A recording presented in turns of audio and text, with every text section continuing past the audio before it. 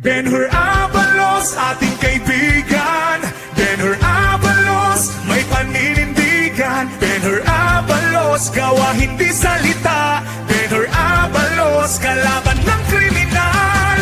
Oh, oh, oh, oh. Abalos! Oh, oh, oh. Abalos! Oh, oh, oh. Abalos! Kabutihan ang mananaig sa kamay ni Benhur Abalos. Sasamahan ka sa dapat kalagyan. Benhur Abalos sa kanyang puso't isipan. Magandang kinabukasan sa bagong Pilipinas. Gawa hindi salita, kalaban ng kriminal. Benhur Abalos, ating kaibigan. Benhur Abalos, may paninindigan. Benhur Abalos, gawa hindi salita. Benhur Abalos, kalaban ng kriminal. Oh, oh, oh, oh. Abalos! Oh, oh, oh. Abalos! Oh, oh, oh. Abalos! Benhur Abalos, tumutulong sa naaapi. Siya'y makadiyos, makatao at makakalikasan. Benhur Abalos, pagkakaisa ang kanyang nais.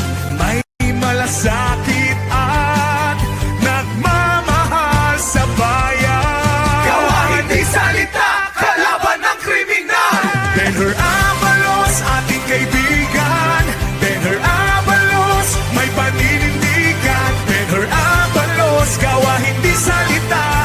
Benhur Abalos, kalaban ng kriminal. Benhur Abalos, ating kaibigan.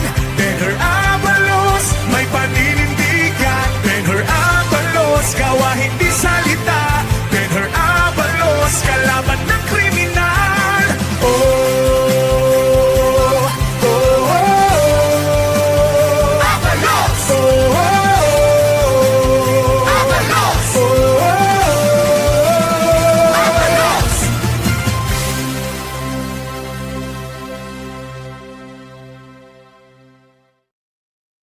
Alright. May kalab shoutout mga kabsat. Ito yung lingkod, Maestro Paul TV. Guys, ito merong magandang mensahe si Attorney Benhur Abalos regarding sa bigas. No? Nagkaroon siya ng interview I think kung kailan to, kahapon yata to, kung di ako nagkakamali. No? So, pero mga kabsat, iboto natin itong si Benhur Abalos mga kabsat. Lalo na umaangat yung survey niya. May nilabas na survey ngayon mga kabsat. No? So, mamaya ipakita ko yung survey na yan, no? Bago tayo mag-end. Papakita ko yung Pulse Asia at Okta Research, mga kabsat. Lumabas ngayon lang, ngayong araw na to, lumabas ang latest na survey ng Okta at Pulse Asia. Naku, Pulse Asia na naman. Pangilan man na ba si Abalos yan? O, siya. Pakinggan natin ito, guys. No? Ibalik natin ang kapangyarihan ng NFA or National Authority para sa solid na proteksyon ng mga magsasaka at masiguro din ang murang bigas para sa lahat ng mga Pilipino. Ayan, yan ang mensahe ni Attorney Secretary Benhur Abalos. So pakinggan natin dito, agrikultura at tulong sa mga magsasaka, isusulong ni Benhur Abalos kapag siya ang naging senador, mga kabsat. So aasahan natin to. So i-play natin to, guys. Kung mayroong isang bagay na gusto nyong na natutunan ninyo na dadalhin nyo sa Senado para sa mga magsasaka, a piece of legislation or maybe an exercise of an oversight function, ano po ito? Para sa mga magsasaka at mga mangingisda. Para sa mga mangingisda at magsasaka, anong masasabi mo dito, Attorney Secretary Benhur Abalos? Alam mo, kasama sa mga nakikinig po ngayon, ang magsasaka, gusto niya yung magandang presyo ng panay. Ang publiko naman gusto ang magandang presyo ng bigas, mura at maganda. Malamang gusto ng mga mamimili yung mura. At ang gusto naman ng magsasaka, kailangan quality yung presyo na makukuha nila diyan. So paano magmi-meet yan? Tingnan natin anong sasabihin ni Attorney Benhur Abalos dito. Na kalidad.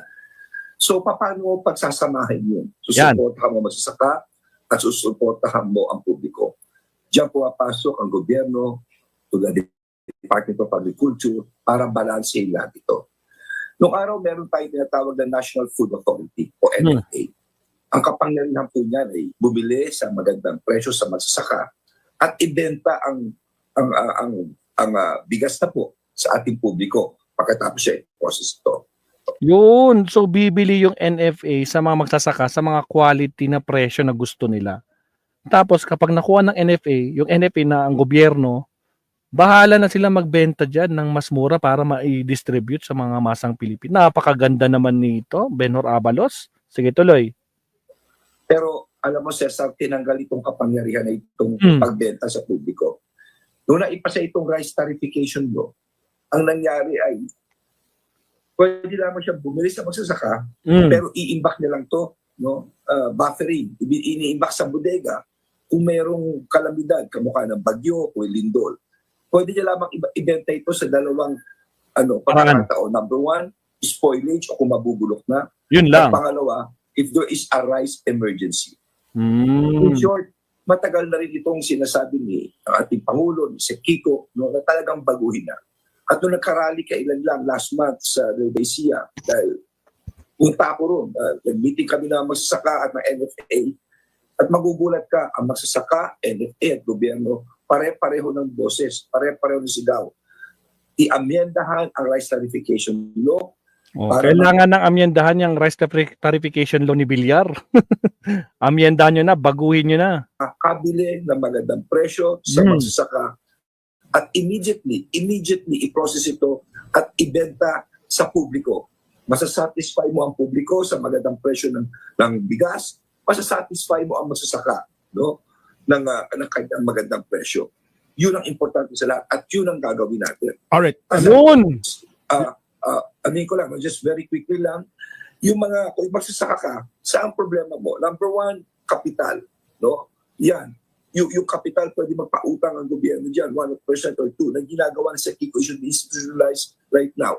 Number two, crop insurance.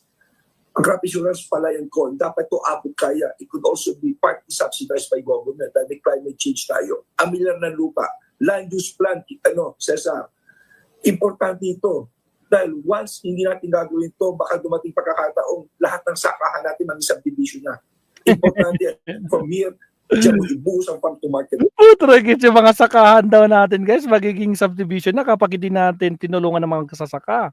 No? Baka gawing subdivision ng mga, alam niyo na kung sino yung mga may subdivision dyan. Di ba, mga kakabsat? Yung mga palayan dyan, ginawa nilang subdivision. Nako po! Kaya nabibwisit itong mga farmers natin kasi yung pangkabuhayan nila nagiging, nako po, construction ng kung kani-kanino lang yan. O, sige, tuloy. So, kailangan tulungan ang mga magsasaka, bigyan sila ng financial na tulong para sa kanilang pondo, para mag-umpisa ng kanilang plano na gagawing pagsasaka dyan. At higit sa lahat, no, hindi dapat pababayaan at hindi dapat hayaan na maging subdivision yan. Nako po. O, sige, tuloy. Attorney Benhur Abalos. Diyan mo ibuhos lahat ng farm implements, ang irigasyon, lahat po. At marami pa kong iba. Boom! Sapol na sapol. O, di ba? Ang ganda ng plano ni Secretary Benhur Abalos. O yan, iboboto niyo ba si Benhur Abalos, guys? Ilan na bang bumoto? Tingnan nga natin. Silipin ko nga, guys, kung ilan na ang bumoto kay Benhur Abalos. Makikiko lang tayo. Silip. As of now, mga kakabsat, ilan na to? Wait lang. Share natin. Baka sabihin nyo, pinagluloko ko kayo. Ipakita natin sa screen. O, para, baka legit, baka sabihin nyo, niluloko natin tong survey natin. O, yan o. Tingnan nyo yung survey. Ayan o. Sabi dito, iboboto mo ba si Abalos? Ang sumagot, oo naman, 95%. Ang nagsabing hindi, 5%, ma'amsat. So, yan po, majority, 95% suportado si Benhur Abalos. Sa mga iboboto kay Benhur Abalos, sa mga naiwang 46 viewers natin, press 1 mga kapsat. Press 1 sa mga boboto kay Benhur Abalos. So tapusin natin to, Benhur Abalos. Yun, no? Wow! 95% mga kabsat si Benhur Abalos. O yan, no? Tapos 5% lang yung hindi. Mga garapata, mga inggit, pikit. O yan, no? Si Chisa Dino, si Dosi Otso, si Janet Calwag, si Maria Sakuna Mix TV, si Belia De Vera, suportado si Benhur Abalos, mga kabsat. Maraming salamat, mga kabsat. No? Huwag natin kalimutan. Alam naman natin, no? Kung ikukumpara natin to kay Bato de la Rosa, ang layo naman, mga kabsat, no? Mas maraming nagawa itong si Benhur Abalos kumpara naman dito kay Bato de la Rosa. Ayan, gagawa tayo ng poll dyan, mga kabsat. Tingnan natin ano magiging resulta dyan. Alright, mga kabsat. So maraming salamat. Lunch break muna tayo. Naka 1 hour 15 minutes na tayo, mga kabsat. So maraming salamat po. Kita-kits tayo sa ating next live stream. Maraming salamat sa mga moderators natin, sa mga bagong pasok, sa new subscriber. Thank you very much. JC Mo, shout out. Kabsat Makikwan. Maraming salamat, mga kabsat. Maestro Paul is signing off. Hanggang sa muli. Kita-kits tayo mamaya. Number 1, Benhur. It's hard to breathe, but that's alright. Hush.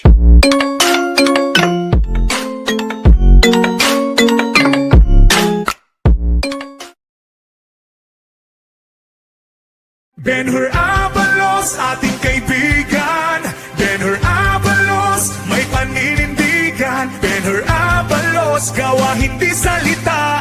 Benhur Abalos, kalaban ng kriminal. Oh, oh, oh, oh. Abalos! Oh, oh, oh. Abalos! Oh, oh, oh. Abalos! Kabutihan ang mananaig sa kamay ni Benhur Abalos. Sasamahan ka sa dapat kalagyan. Benhur Abalos, sa kanyang puso't isipan, magandang kinabukasan sa bagong Pilipinas. Gawa hindi salita, kalaban ng kriminal. Benhur Abalos, ating kaibigan. Benhur Abalos, may paninindigan. Benhur Abalos, gawa hindi salita. Benhur Abalos, kalaban ng kriminal.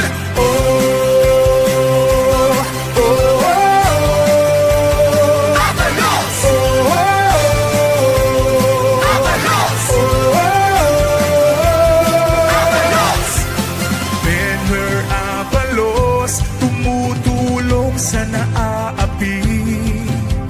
Siya'y makadiyos, makatao at makakalikasan.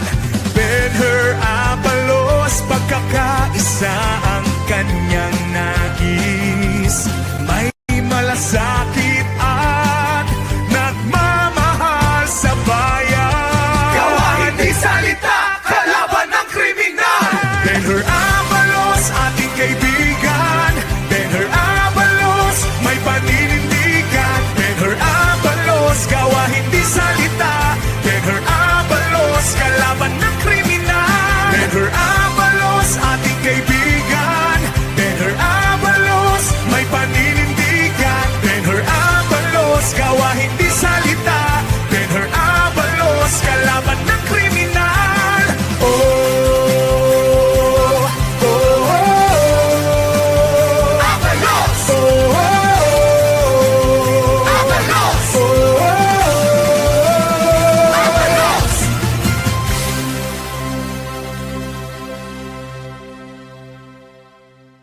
It's hard to breathe, but that's alright. Hush.